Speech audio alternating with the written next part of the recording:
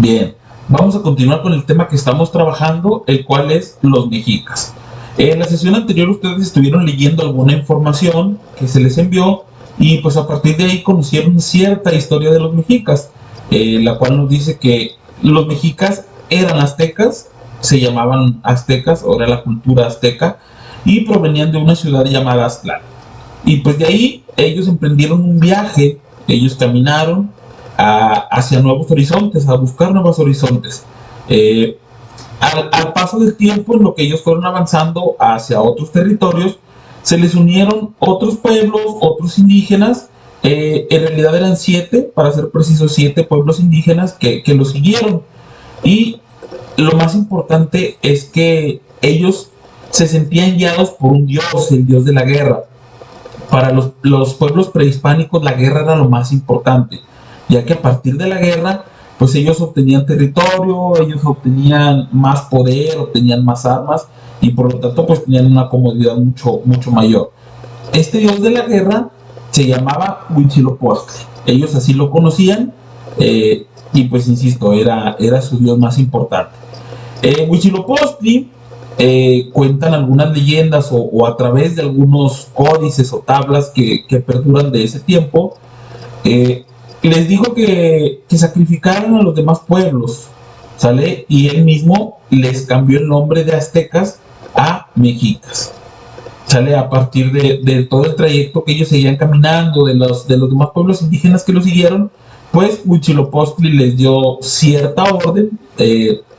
Eso no pudiéramos comprobarlo, pero es lo que nos platica la historia, y les cambió también el nombre de aztecas a mexicas. ¿Sale? Conforme fueron avanzando, llegaron a la cuenca del Valle de México, lo que ahora es la cuenca del Valle de México, si lo conocemos ahora, o así se conoce ahora.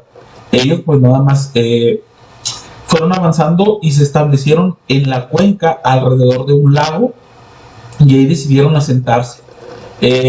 Los mexicas tenían un sacerdote, ese sacerdote se llamaba Tenoch, y él tuvo una visión. Esa visión consistía en que del corazón de un guerrero surgía un nopal, y en ese nopal pues se posaba un águila. Y esa fue la señal que este sacerdote le dio a su pueblo para finalmente establecerse en ese lugar. ¿Sale? Entonces cuando el pueblo mexica encuentra esa señal, esa águila posada sobre un nopal devorando una serpiente, pues ellos deciden asentarse ahí. ¿Sale? Y a partir de ese asentamiento pues se funda lo que fue la ciudad más importante del México prehispánico, que es Tenochtitlan. Pero antes de que los mexicas fueran el principal pueblo o el pueblo más importante de ese periodo, estuvieron dominados. Recordemos que pues ellos no eran de ahí, ellos llegaron a un lugar donde ya había otros indígenas, que son los tepenacas, específicamente de lo que hoy se conoce como Azcapotzalco. Y pues ellos, como lo dije antes, empezaron una guerra para liberarse del dominio de los demás indígenas e ir ganando poder, ¿sale? En este sentido, pues los mexicas se aliaron con el señorío de Texcoco, de lo que ahora es Texcoco, y derrotaron a los tapanecas, ¿sale? Y poco después, pues formaron una triple alianza: los mexicas, los habitantes de Texcoco y los habitantes de Tlacopan, ¿sale? Y pues tras derrotar a Azcapotzalco, perdón, los mexicas comenzaron una guerra constante que los llevó a dominar la mayor parte de los pueblos que rodeaban la cuenca del lago de México, ¿sale?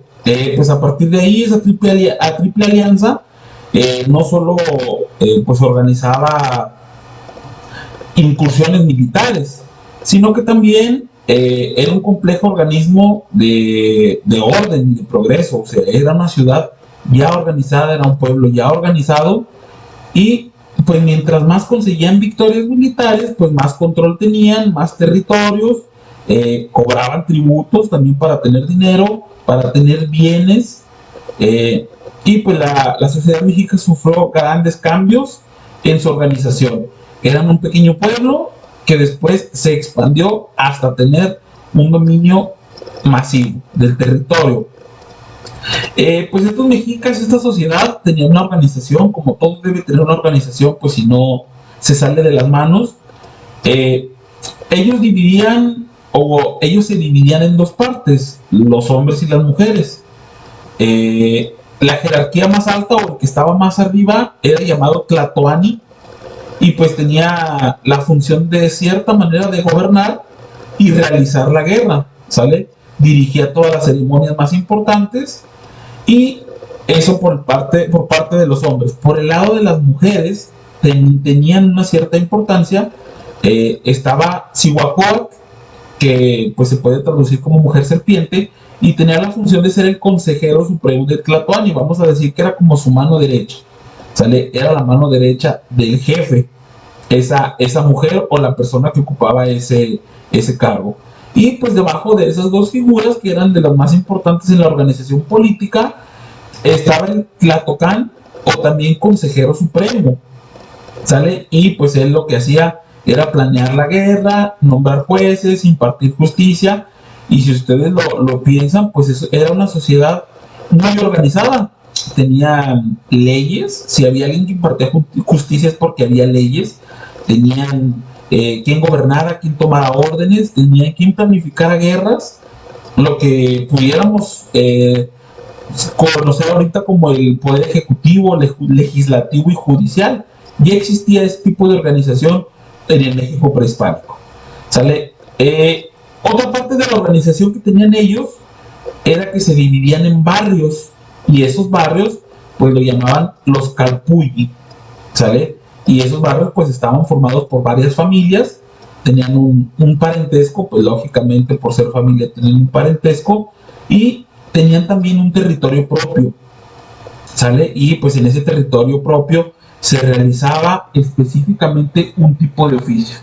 ¿Cuáles eran esos oficios? Pues los plumajeros, los escultores, los alfareros, los pintores, etcétera, ¿sale? Entonces, cada barrio tenía también de cierta manera, su propia organización, y esa organización servía para tener un oficio y para brindar a la comunidad y a Tlatoani, pues, bienes y servicios.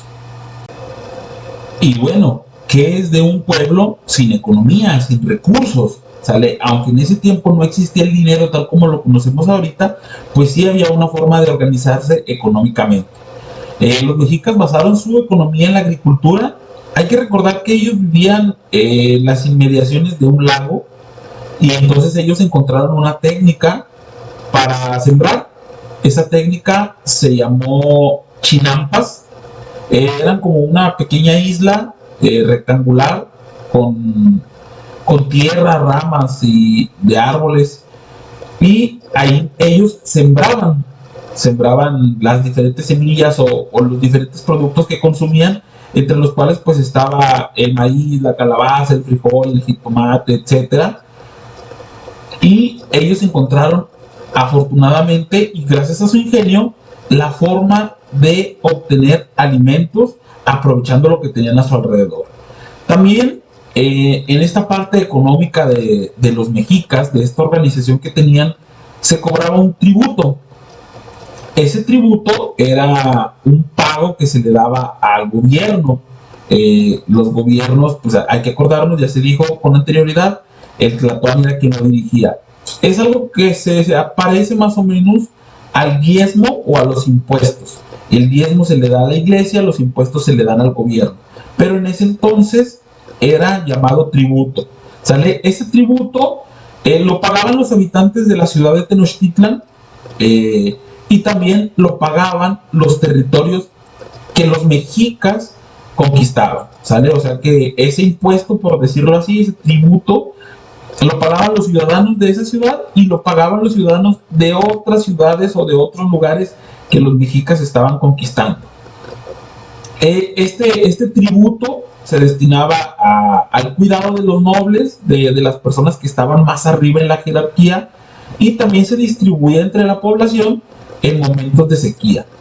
Este tributo podía ser oro, podrían ser vasijas, podrían ser semillas, pues eso era lo que servía y lo que funcionaba en ese periodo de la historia, ¿sale? Eh, Además, también se pagaba ese tributo con trabajo, con ayuda militar y, como ya se dijo, pues productos agrícolas, mano de obra, para hacer ropa, para hacer manta, para hacer joyas. Y incumplir con este tributo, sobre todo por parte de los territorios conquistados por los mexicas, pues era una señal de insulto que podría derivar en la guerra.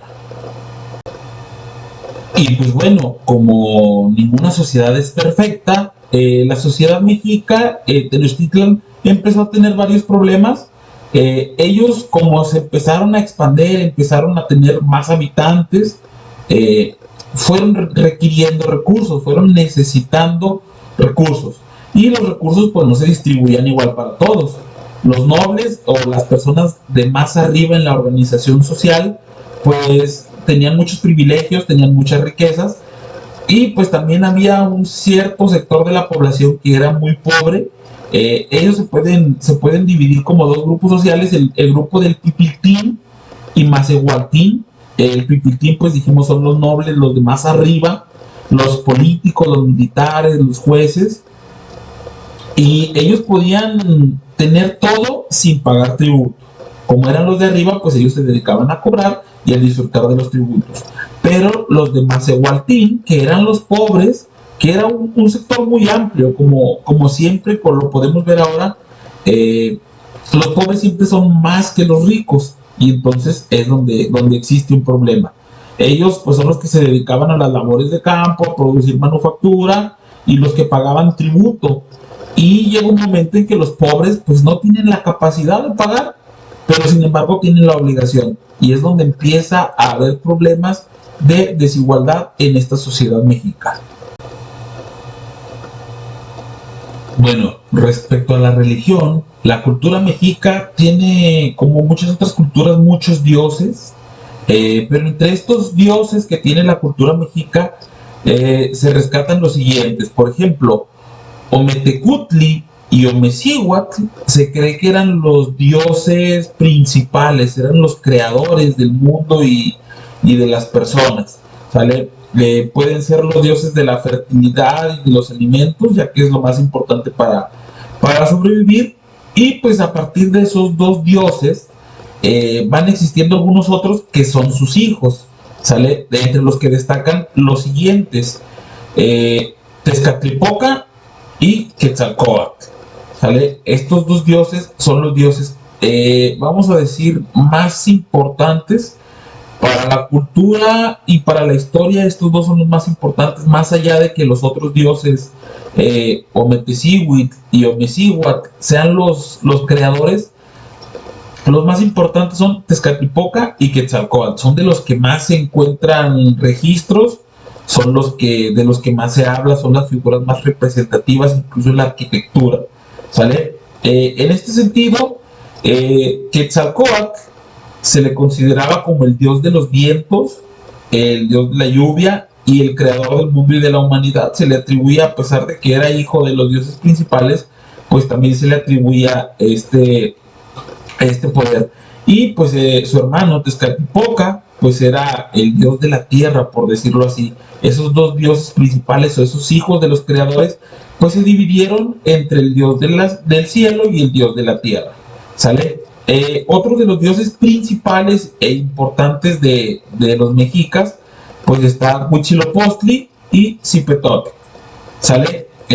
A partir de ahí, pues fueron saliendo más dioses, fueron ellos adorando más dioses, pero de manera general, estos son los dioses primordiales, ¿sale? Los mexicas también tenían la creencia de que muchos de los dioses estaban presentes en el mundo, a pesar de que, o además pues, de que los dioses hacían que funcionara el mundo, de que son los que le daban el sentido a la guerra, a las cosechas, al nacimiento también de las personas.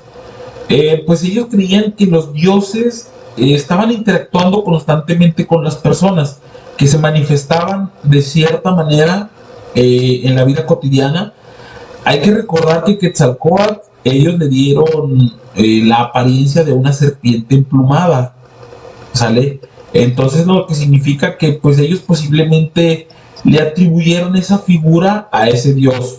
Y a partir de ello, pues ellos fueron atribuyendo muchos animales, sucesos incluso, fenómenos naturales a la presencia de los dioses. Ellos decían que, por ejemplo, la lluvia era la presencia de un dios, la sequía era el castigo de un dios, y pues bueno, todas estas creencias son parte de la cultura nacional y que perduran, al menos en esta cuestión de saber la historia y reconocer la historia, siguen perdurando.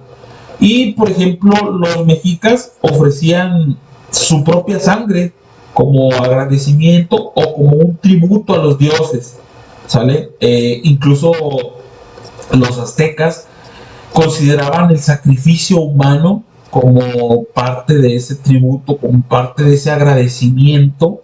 Se sacrificaban a ciertas personas en nombre de los dioses para que, lo creían así ellos, el dios estuviera contento, el dios estuviera a gusto. Y por ejemplo, si era en nombre del dios de la fertilidad o de la cosecha, por decirlo así, pues sacrificaban a una persona para que ese año les fuera bien en las cosechas y que lloviera. Pues bueno, son creencias que los sacerdotes llevaban a cabo. Los sacerdotes se lo hacían hacer del conocimiento al jefe supremo, y pues ejecutaban todo este tipo de acciones como parte de las creencias religiosas de los mexicas. Con referencia a la educación, la cultura mexica, Tenochtitlan, la ciudad de Tenochtitlan tenía también su organización. Ellos tenían una organización que constaba en educar a los hijos desde casa, y a partir de los 3 años aprendían a trabajar en el campo. Los niños y las niñas empezaban a trabajar también en las labores del hogar, ¿sale? Cuando las niñas cumplían 12 años, las internaban durante un año en una especie de escuela que se llamaba Cuicali, para que aprendieran a cantar y a danzar. Hay que recordar que las tradiciones de los indígenas pues incluían ciertas ceremonias en donde el canto y el baile eran necesarios. Para los niños, específicamente los varones, existían 2 escuelas, el Tepochcali y el Calmecac. En la primera, pues los hijos de Macehuatlín estudiaban canto, danza y artes artes básicas de la guerra. Y la segunda escuela, el Calmecac, era para los hijos del Pipiltín, quienes tenían una educación más estricta, en la que tenían que aprender a leer códices. Los códices pues era su forma de escribir, de lo que ellos pudieran usar como lo que ahora nosotros son los libros. Realizaban rituales y tenían una instrucción militar. Acuérdense, el Macehuatlín y el Pipiltín son como los dos niveles sociales. O sea que vamos a decir que los ricos o los hijos de los ricos estudiaban arte y cuestiones de guerra, y los hijos de los pobres pues aprendían sobre lectura, escritura de códices, rituales ceremoniales, y aquí había una instrucción militar. A los ricos les enseñaban el arte de la guerra, cómo planear estrategias, y a los pobres les enseñaban a pelear, ¿sale? Los adolescentes, pues ya lo acabo de decir, iban a cierta escuela dependiendo de su origen social y su género, ¿sale? Hay que tener eso presente.